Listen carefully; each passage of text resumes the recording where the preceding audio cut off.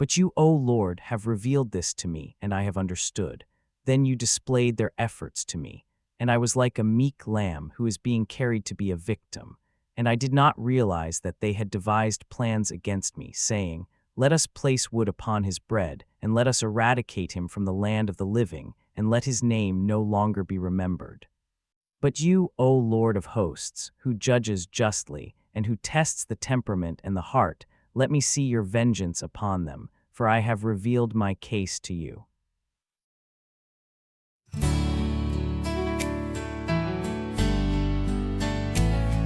O Lord my God, in you I take refuge.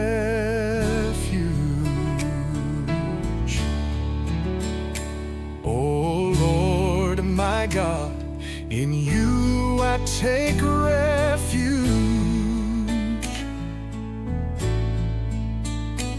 Save me from all my pursuers and rescue me, lest I become like the lion's prey, to be torn to pieces with no one to rescue me.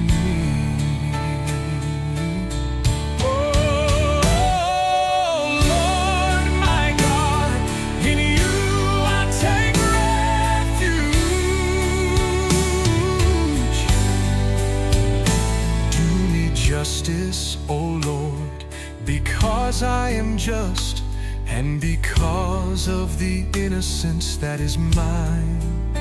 Let the malice of the wicked come to an end, but sustain the just.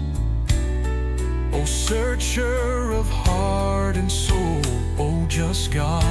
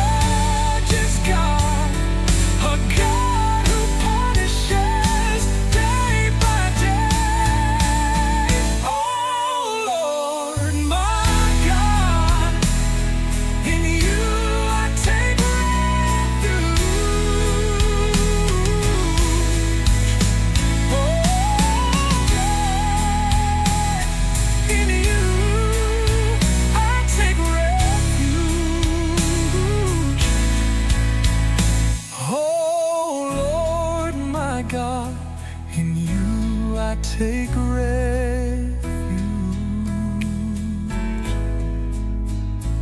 Oh.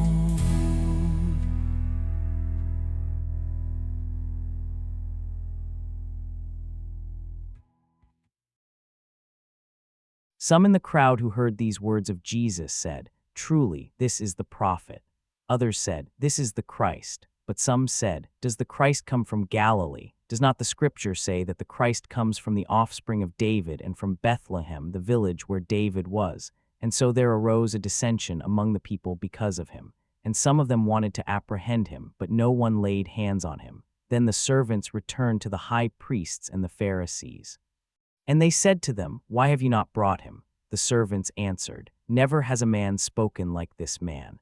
Then the Pharisees responded to them, "Have you also been seduced? Has any one of the leaders believed in him, or any of the Pharisees? But this crowd, which does not know the law, they are accursed." Nicodemus, the one who came to him by night and who was one of them, said to them, "Does our law judge a man, unless it first hears from him and knows what he has done?" They answered and said to him, "Are you also a Galilean? Search the Scriptures, and see that a prophet does not arise from Galilee." And each one returned to his own house. Have you ever felt betrayed? Have you ever discovered that someone you trusted was speaking against you behind your back? If so, you've experienced a small taste of what Jeremiah describes in today's first reading. "The Lord revealed it to me, and I knew," Jeremiah writes, What a chilling moment of realization. The prophet discovers a plot against his life, orchestrated by those he should have been able to trust.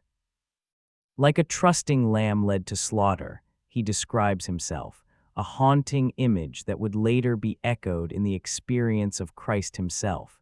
This is not just an ancient story. This is a profoundly human experience that repeats itself across generations. In our own lives, betrayal cuts uniquely deep.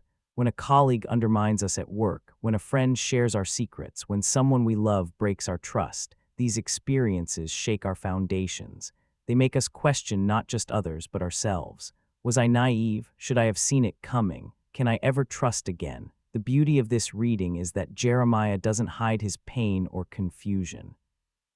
He brings it directly to God.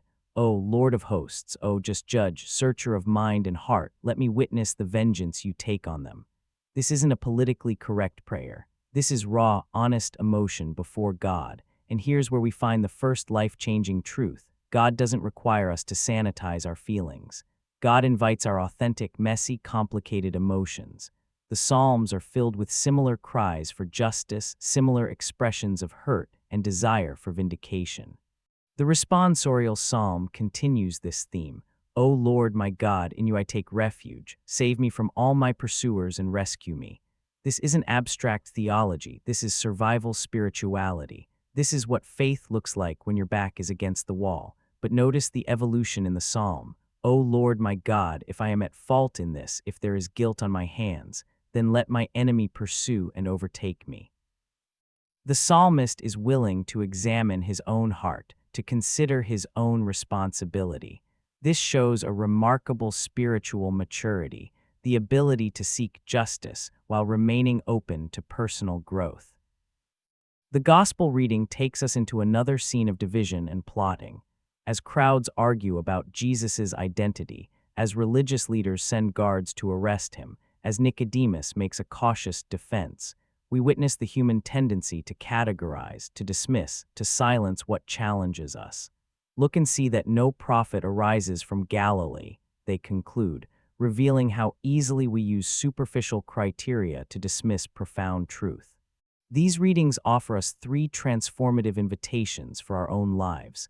First, bring your authentic pain to God. Like Jeremiah, we don't need to pretend.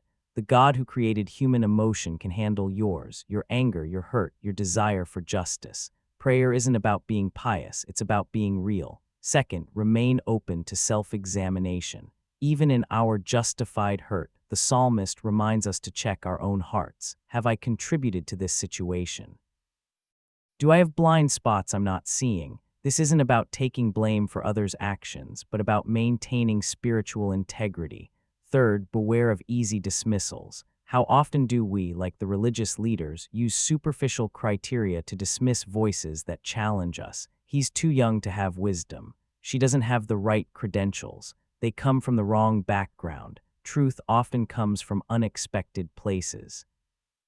The thread connecting these readings is clear, navigating a world of human conflict while maintaining spiritual integrity. Jeremiah's experience foreshadows Christ's passion.